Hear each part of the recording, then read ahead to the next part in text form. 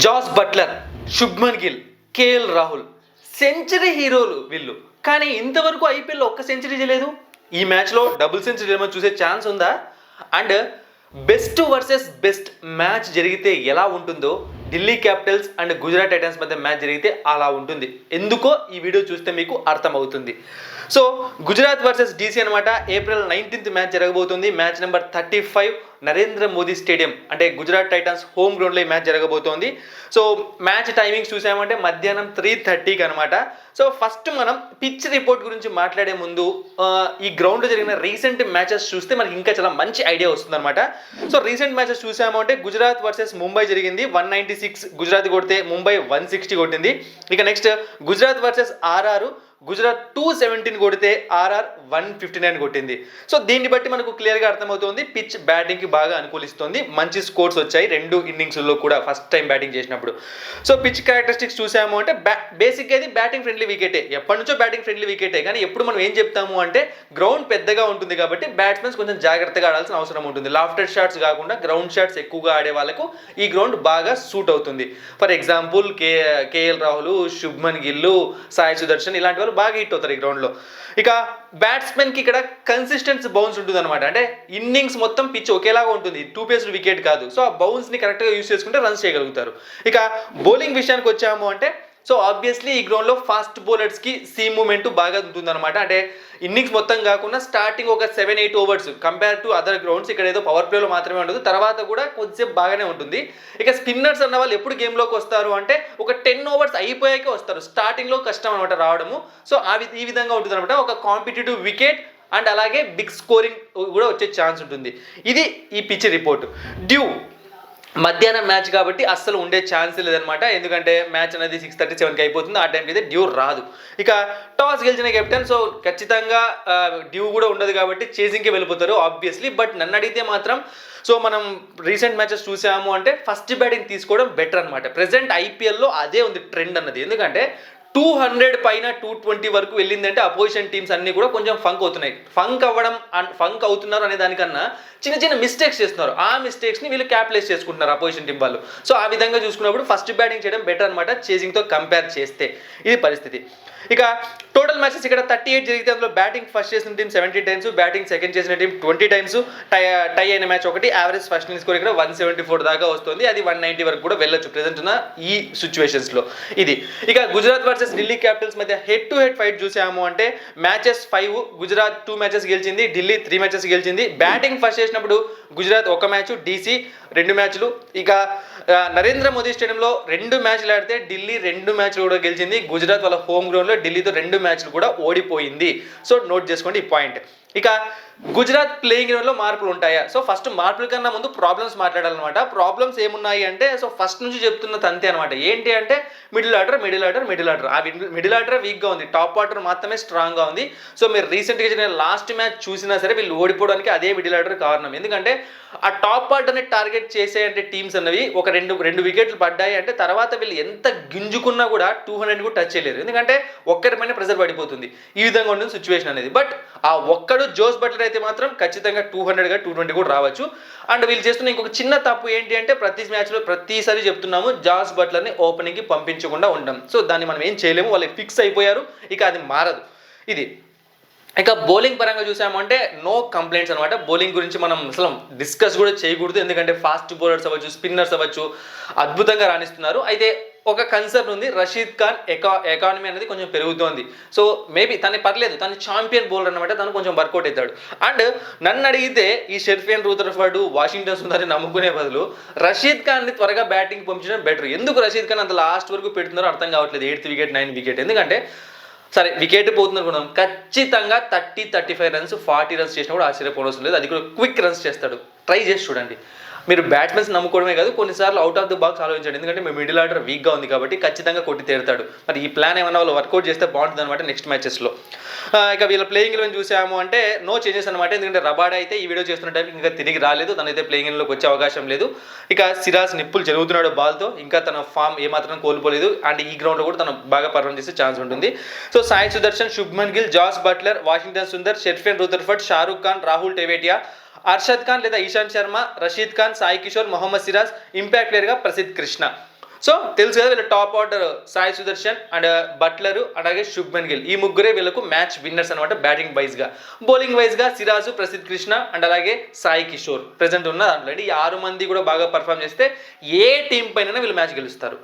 ఇక DC, so last match చూసాం మనం, సూపర్ ఓవర్తో గెలిచారనమాట. అంటే ఎలాంటి టీం అంటే డీసీ లాస్ట్ వరకు ఓటమిని ఒప్పుకోవడం లేదు అసలు. ఎందుకంటే లాస్ట్ మ్యాచ్ వీళ్ళు గెలవాల్సిన మ్యాచ్ కానే కాదు, వీళ్ళు ఈజీగా 10-15 రన్స్ తక్కువ కొట్టారు అండ్ గేమ్లోకి వచ్చేసింది రాజస్థాన్ రాయల్స్. కానీ ఆ టైంలో కూడా గేమ్ని వీళ్ళ వైపు తిప్పుకున్నారనమాట.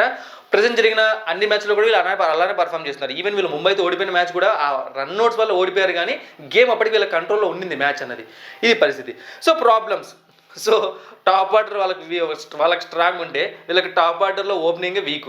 జేక్ ఫ్రాస్టర్ అనమాట. అసలు అంటే అవుట్ అవడంలో తప్పు లేదు భయ్యా, మరీ ఘోరంగా ఒకే షాట్ ఆడి అవుట్ అవ్వడం ఏంటి? కోచెస్ చెప్పట్లేదా? కనీసం తనని గైడ్ చేయట్లేదా? నువ్వు ఆ షాట్ ఆడకు, వేరే షాట్ ఆడుకో, ఆ బాల్ని కొన్ని రోజులు అవాయిడ్ చేయి, లేకుంటే ఆ బాల్ని కొంచెం నార్మల్గా గ్రౌండ్ షాట్ ఆడు, ఇలాంటివి ఏం చెప్పట్లేదా? అంత ఫ్రీనెస్ వదిలేస్తే, ఫ్రీనెస్ వదలాలి కానీ టీంకి ఇబ్బందులు తెచ్చేంత ఫ్రీనెస్ కాదు కదా ప్రతి మ్యాచ్. సో ఫ్యాఫ్ డు ప్లెసిస్ ఫిట్గా లేడు, అది క్లియర్గా తెలుస్తుంది. ఒకవేళ ఫిట్ అయితే మాత్రం జేక్ ఫ్రాస్టర్ని తీసి ఇలా పక్కకి విసిరేస్తారు అనమాట ఖచ్చితంగా. ఇక మళ్ళీ ఐపీఎల్లో కూడా నెక్స్ట్ ఐపీఎల్లో కూడా దీన్ని రావడానికి కష్టం అవుతుంది. అలాంటి చెత్త పర్ఫార్మెన్స్ చూస్తున్నాం జేక్ ఫ్రాస్టర్ దగ్గర నుంచి. సో జేక్ ఫ్రాస్టర్ ఒకవేళ ఫ్యాఫ్ డు ప్లెసిస్ ఫిట్ ఉంటే తన టీంలో కూడా రాడనమాట. ఇక కరుణ్ నాయర్ లాస్ట్ మ్యాచ్ అనవసరంగా రన్అట్ అనమాట. ఫామ్లో ఉన్నాడా లేదా తెలుసుకోవడానికి ఇంకొక మ్యాచ్ ఆడితే తెలుస్తుంది మనకి. ఇక అభిషేక్ పురేల్ మంచి టచ్లో కనిపిస్తున్నాడు, బట్ లాస్ట్ మ్యాచ్లో స్టార్టింగ్ చేసిన రన్స్కి తర్వాత తను యాక్సలరేట్ చేసిన విధానం చాలా చాలా డిఫరెంట్ ఉందన్నమాట. ప్రెజర్ తీసుకున్నాడు. ఇక కేఎల్ రాహుల్ మంచి టచ్లో కనిపిస్తున్నాడు. అక్షర్ పటేల్, ట్రిస్టన్ స్టెప్స్ వీళ్ళ ఫినిషింగ్ వరకు కూడా టీం అనేది చాలా బ్యాటింగ్లో స్ట్రాంగ్గా ఉంది. ఇక బౌలింగ్ వైజ్ చూసుకున్నా సరే వీళ్ళ దగ్గర చాలా అద్భుతమైన డిపార్ట్మెంట్ ఉంది. Last match unbelievable. మిచెల్ స్టార్క్ని ఎందుకు అంటే ఒక లెజెండ్ అంటారు, ఎందుకు అంటే మొన్న మ్యాచ్ చూస్తే చాలా మందికి అర్థమై ఉంటుంది అనమాట. తను ఆల్మోస్ట్ బ్యాక్ టు బ్యాక్ 3 ఓవర్లు తనే బౌలింగ్ చేశాడు. సో 18th 20th మరి సూపర్ ఓవర్. సో ఫెంటాస్టిక్ అనమాట. అలాంటి బౌలింగ్ అంత ఈజీ కాదు, ఎక్స్పీరియన్స్ ఉంటేనే అంత అక్యూరసీతో బౌలింగ్ చేయగలుగుతాడు. ఇక మోహిత్ శర్మ, సో ఈ గ్రౌండ్లో చాలా అద్భుతంగా బౌలింగ్ చేసే ఛాన్స్ ఉంటుంది. ఎందుకంటే పెద్ద గ్రౌండ్ కాబట్టి తన స్లో వేరియేషన్స్తో బ్యాట్స్మెన్స్ హిట్టింగ్ చేయాలనుకున్నప్పుడు క్యాచ్ అవుట్స్ అయ్యే ప్రమాదం ఎక్కువగా ఉంటుంది. ఇక కుల్దీప్ ఏదో ఫామ్లో ఉన్నాడు. సో ఇప్పుడు కొంచెం అటు ఇటు ఫామ్లో లేదు చెప్పే లాస్ట్ మ్యాచ్ మాట్లాడుకున్నాము. అక్షర్ పటేల్ బౌలింగ్లో కొంచెం వీక్ నట్టు కనిపిస్తుంది. మేబీ కెప్టెన్సీ ప్రెజర్ కూడా అయ్యి ఉండొచ్చు. ఇది పరిస్థితి. సో వీళ్ళైతే ఏ చేంజెస్ చేసుకొని రాలనిపిస్తుంది. ఒకసారి చూసాము అంటే Jake Fraser, Faf du Plessis అంటే ఇద్దరు ఎవరో ఒకరు, Abhishek Porel, Karun Nair, KL Rahul, Axar Patel, Tristan Stubbs, Ashutosh Sharma, Vipraj Nigam, Mitchell Starc, Kuldeep Yadav, Mohit Sharma, impact ప్లేయర్గా Mukesh Kumar. So player battle and predictions main topic వచ్చేద్దాము. Shubman Gill versus Mohit Sharma 0 runs 8 balls ఆడాడు, ఒక్కసారి అవుట్ అయ్యాడు. ఇంకా ఓపెనర్స్, ఇంకా మిగతా ఓపెనర్స్ ఎవరికి కూడా పెద్దగా కనిపించట్లేదు అనమాట. సాయి సుదర్శన్ ఎవరి దాంట్లో కూడా అవుట్ అవ్వలేదు. సో ఖచ్చితంగా ఈరోజు మ్యాచ్లో శుభ్మన్ గిల్ ఒక మంచి ఇన్నింగ్స్, ఎందుకంటే తన అడ్డాలో ఇంకా మనం ఎక్స్పెక్ట్ చేసే ఇన్నింగ్స్ రాలేదు. అది ఇదే మ్యాచ్ అవ్వచ్చు అనమాట. మంచి ఇన్నింగ్స్ వస్తుంది అనిపిస్తుంది. ఇక Jos Buttler versus Axar Patel 116 runs T20లు అండ్ అలాగే ఇంటర్నేషనల్ T20లు 2 కలుపుకొని 3 times అవుట్ అయ్యాడు. స్ట్రైక్ రేట్ 130 ఉంది. సో బట్లర్ ఈరోజు హిట్ అవుతాడు అనిపిస్తుంది ఖచ్చితంగా. ఎందుకంటే బట్లర్ దగ్గర నుంచి కూడా ఇంకా ఆ భారీ ఇన్నింగ్స్ మనం చూడలేదు ఈ ఐపీఎల్లో. అంటే బట్లర్ హిట్ అవ్వాలి అంటే ఖచ్చితంగా పవర్ ప్లేలో ఒక వికెట్ పడితే త్వరగా వస్తే హిట్ అవుతాడు అనమాట.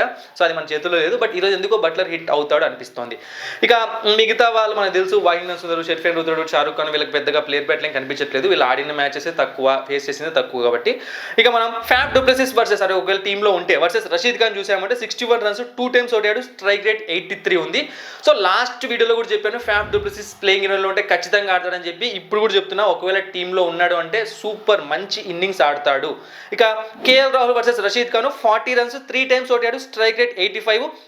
అండ్ ఇది కేవలం నేను రషీద్ ఖాన్ని మాత్రమే పెట్టాను. ఇంకా ఒక 2 బౌలర్స్కి కూడా మంచి రికార్డ్స్ కనిపించలేదు కేఎల్ రాహుల్కి. సో ఈరోజు మ్యాచ్లో కేఎల్ రాహుల్ ఆడటం కష్టమే. ఒకవేళ ఆడితే ఢిల్లీకి అది ప్లస్ పాయింట్ అవుతుంది, విన్నింగ్ పర్ఫార్మెన్స్ కూడా అవుతుంది. కానీ ట్రెండ్స్ ప్రకారం చూస్తూ ఉంటే తను ఆడటం కష్టమే అనిపిస్తోంది. ఇక మనం ఇక్కడ చూసినా సరే Karun Nair and Tristan steps అలాగే అభిషేక్ పురేల్ వీళ్ళందరికీ తక్కువ ఎక్స్పీరియన్స్ ఉంది ఐపీఎల్లో కాబట్టి పెద్దగా ప్లేయర్ బ్యాటిల్స్ కనిపించట్లేదు. సో ఎవరు మ్యాచ్ గెలుస్తారు దానికి ముందు మనం ఈ 2 టీమ్స్ యొక్క రీసెంట్ మ్యాచెస్ చూద్దాము. So GT and versus RR జరిగింది ఒక మ్యాచ్. ఆ మ్యాచ్లో జీటీ గెలిచింది అండ్ మీకు స్కోర్స్ కనిపిస్తున్నాయి.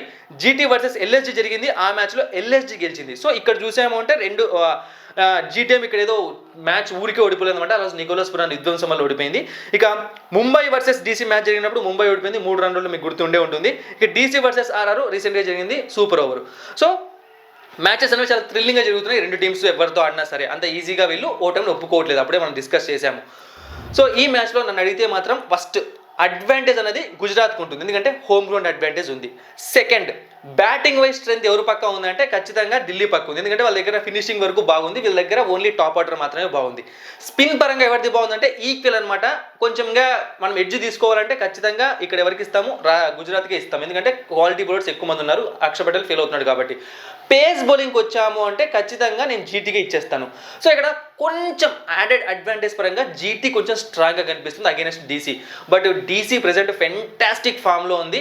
బట్ నేనైతే ఈ మ్యాచ్ గుజరాత్ టైటన్స్ గెలుస్తుంది అనుకుంటున్నాను. అయితే ఒక చిన్న కండిషన్, ఒకవేళ జాస్ బట్లర్ కానీ శుభ్మన్ గిల్ కానీ ఇద్దరు ఫెయిల్ అయినా, ఒకరు ఫెయిల్ అయినా ఈ మ్యాచ్ జీటీ గెలవడం కష్టం.